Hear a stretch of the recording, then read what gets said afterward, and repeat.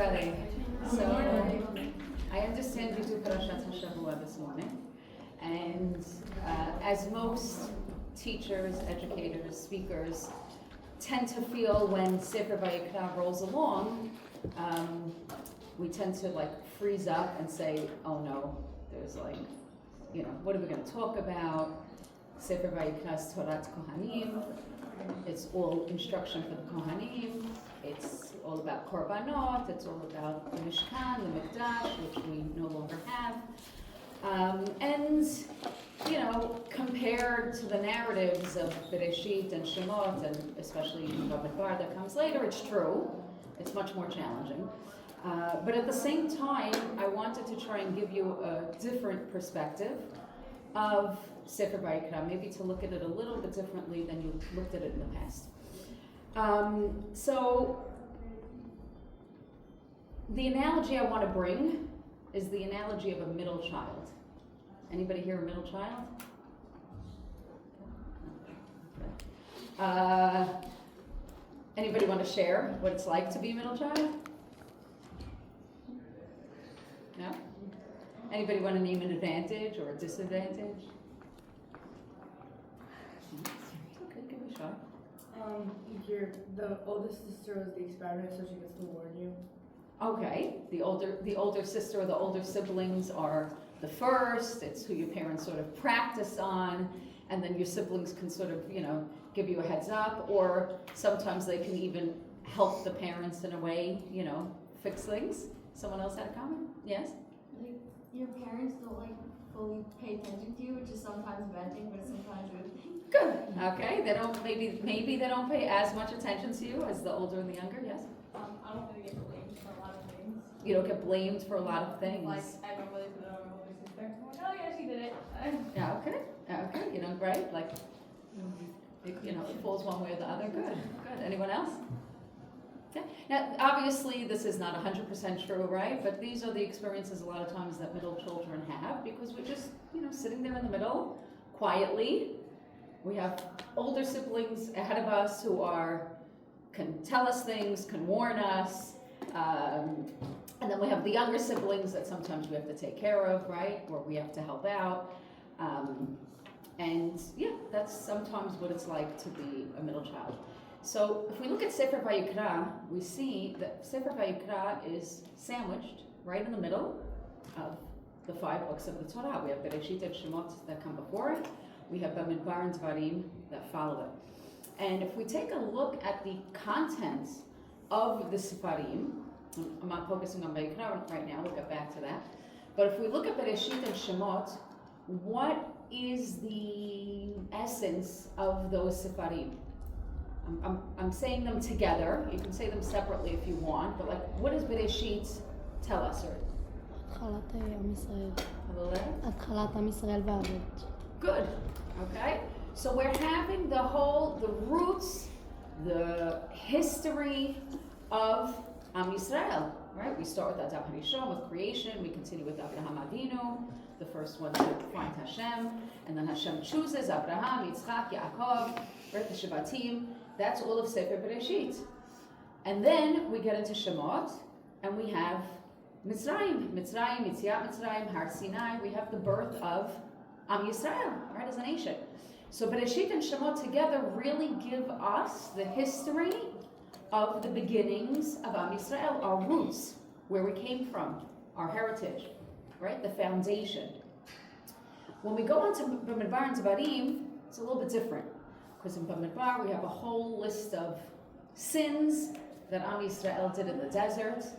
But we also have the tikkun, the correction for those sins, right? Because what happens is right after Har Sinai, Hashem gives us the instructions of the Mishkan. We're really supposed to go into Eretz Yisrael right away as a nation. We can't because of sins that we did, in particular, Chet HaMeraglim. But what happens with Bamidbar and Dvarim, Bamidbar in particular, is it gives us the lens into the future. It gives us the lens into what are the troubles, the problems that can come up for us as a nation. What are the pitfalls? What are the mistakes that we might do? and how do we correct them? Sefer Devarim is filled with the rebuke, the tochacha, for the sins that we've done, and the warning that we shouldn't do them again in the future. And the tikkun, the idea of teshuvah, is brought at the end of Sefer Devarim, where we can fix that. And clearly that's done because right after Moshe dies, we do enter into Eretz Yisrael, right?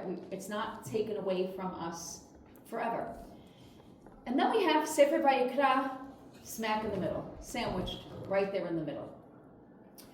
So that, if we use this analogy, then we can say, well, if I look at Sefer Vayikra as the bridge between the past and the future, or as the quiet middle, the peaceful one in the middle, right? Not the one that was part of all of the challenges of the beginnings of Am Yisrael. Abraham having to leave his home and travel and go down to Mitzrayim and then go down to Gerar, right? Yitzchak, Yaakov especially, right? All of those challenges of building those roots, right? Or of those roots taking hold, okay?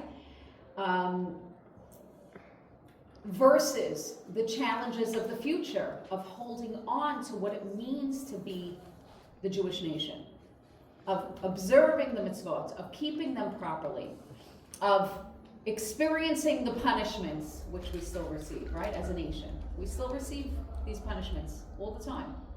And that's our wake-up call. Vayikra is that quiet middle book that bridges the gap between the past and the future. That bridges the gap between our history, our roots, and our survival, our continued survival in the future. So I'm going to discuss a couple of ways that I see, or that we can see that Sefer Vayikra really does this. So the first way is simple, is the Mishkan, right? The Mishkan, the Korbanot, the Mikdash, the idea that we have Avodat HaKodesh. Am Yisrael was born into a time of idolatry, Avodah Zarah. The Mishkan is Avodat Kodesh.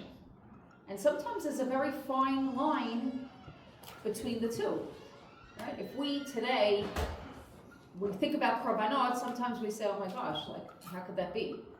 Slaughtering of animals, and sprinkling of blood, and burning of incense, and, it sounds, similar to Avodah Zarah. What makes it not Avodah Zarah? There's only one thing that makes it not Avodah Zarah. It's for Hashem. Yeah, it's from Hashem. Hashem commanded it, right? So if we can't do Avodah in the Mishkan anything different than what Hashem commanded. We learned that from Nadav and Abihu. Nadav and Abihu had great intentions. They were excited about the inauguration of the Mishkan. They brought an esh zara, a foreign fire, a fire that wasn't commanded, right? And they were punished immediately because Hashem wanted all of us to understand right away that fine line between. Okay, and the reason I'm mentioning this obviously because it relates to what we're saying, but I'm also mentioning it for anybody who's very forward and modern thinking. If you think that korbanot is archaic and you shouldn't think of it that way. You really have to think of it between that fine line between what Hashem commanded us and what everybody else does without God's command. Right? That's the difference. So Sefer Vayikra really is that Avodat Kodesh, is that message of how do we serve Hashem properly. And listening to the commands exactly the way Hashem commanded it. It's Sefer Vayikra is Torat Kohanim, again, the messages that are given to the Kohanim. And we know that the Kohanim had to be very, very diligent and careful with how they practiced in the Mishkan and in the Mikdash. So that's one way that we see Sefer Vayikra, again, bridging that gap or bringing Am Yisrael from our history toward the future.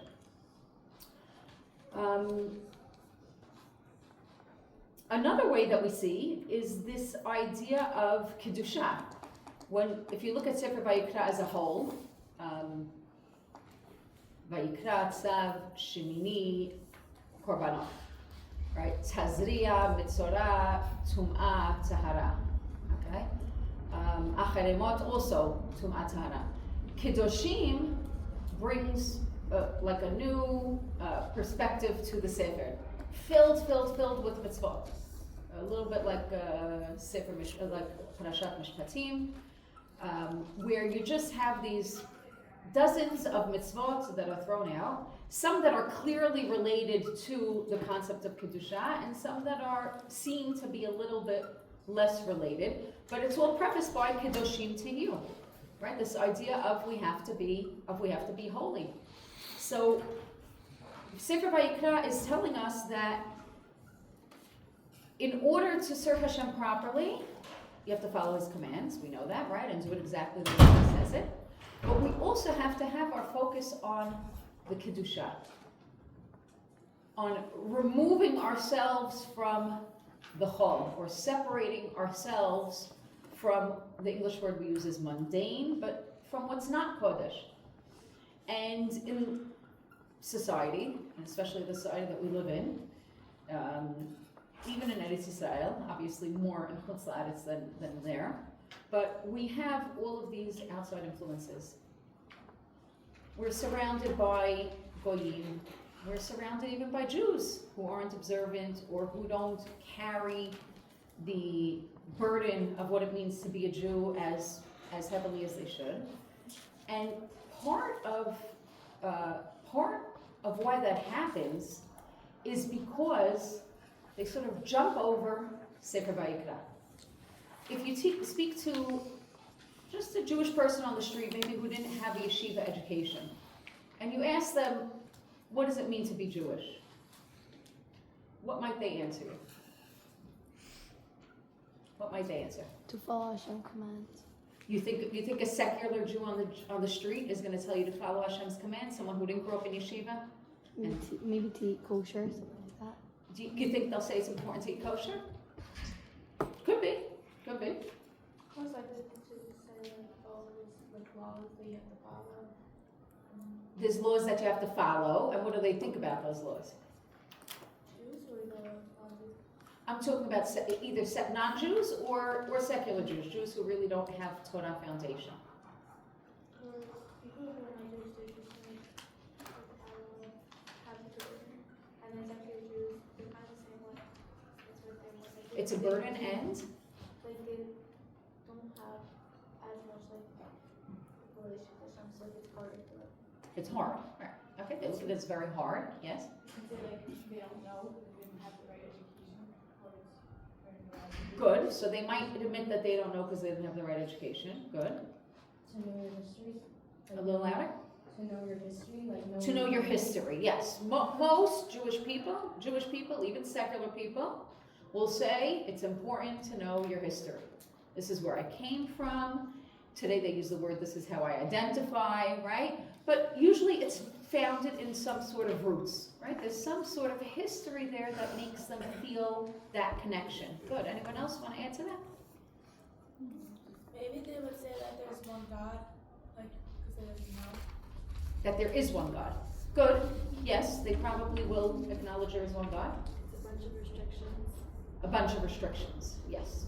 Okay. So that's really that was the balance that I wanted to see. Okay. They'll put significance on the history, but they'll skip over the laws and the restrictions. And then they'll expect for Judaism to survive.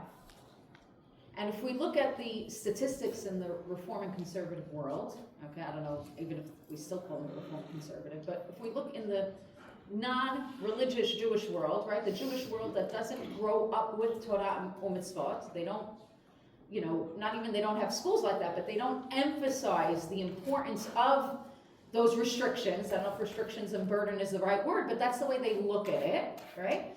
They skip over that, and then they wonder why the assimilation rate is so high. I don't know, I think it's in the 80% now. Okay, the intermarriage rate, I believe, in America is close to 80%. So why does that happen? It's a very simple reason. Because they skip over Sefer Vayikra. They skip over that Kedusha. They skip over the responsibility.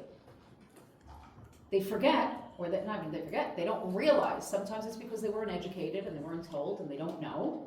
Okay? But they don't realize how important Sefer Vayikra is. They don't realize how important the ritual, the listening to what Hashem tells us is right and what is wrong, and how we should be doing things.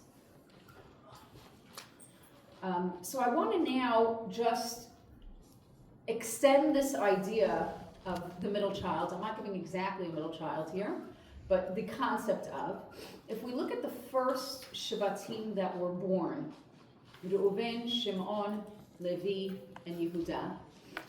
And I'm going to remove Shimon very quickly, because in the Torah he is removed very quickly. Moshe does not give him a beracha at the end of Sefer Devarim.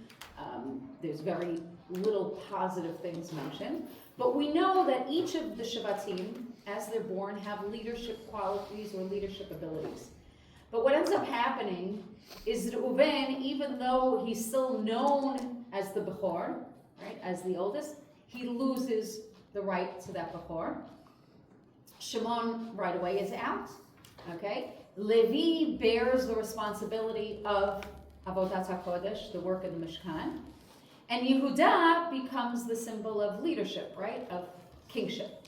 Yes, I know there are other Shvatim, okay, like Yosef and others that also have those leadership qualities, but I want to just focus on these first few that are born. And again, to emphasize, Reuven, Levi, and Yehuda all have leadership qualities. Reuven's is somewhat forfeited. We have to exchange it in the form of a pidyon. But Levi ends up with the kahuna. And part of the role of the Kohen is, I mentioned before, bridging the gap, but it's also to bring peace. We know from Pirkei Avot that Aharon, we're told, Heveh mitalmidav shel Aharon. We should be like the students of Aharon, Ohev Shalom, V'rodef Shalom, who loves peace, not only loves peace, but he pursues peace, he chases after peace. And one of the things we're told is that Aharon, if two people were in a fight, Joe and Mo, he would go over to Joe and he would say, Joe, I know you had a fight with Mo, but Mo feels so sorry. He's so sorry that he did what he did, and he's just embarrassed to come to you. And then Aharon would go over to Mo and he would say the same thing. Joe feels so sorry, and that was one of the ways that he would bring peace amongst them. So the idea that Aharon, or Shevet Levi, and here I'm representing them as the middle child, okay? Not officially the middle, but in one sense the middle, are the peacemakers in the family, and try to resolve the conflicts between the siblings, between the older siblings and the younger siblings. Oh, by the way, I have one more. This is actually a good example of I'm sorry, no, I'm not going there. It's going to be confusing, okay? But, coming and trying to resolve and being peacemakers, but also that Kedusha and that balance and the spirituality, how to balance the past and the future, how to balance tradition, or what might seem like it's old-fashioned, with the technology and with the modern, is that the end of the period? Okay, one more minute, okay, I thought it was 5 minutes, but okay.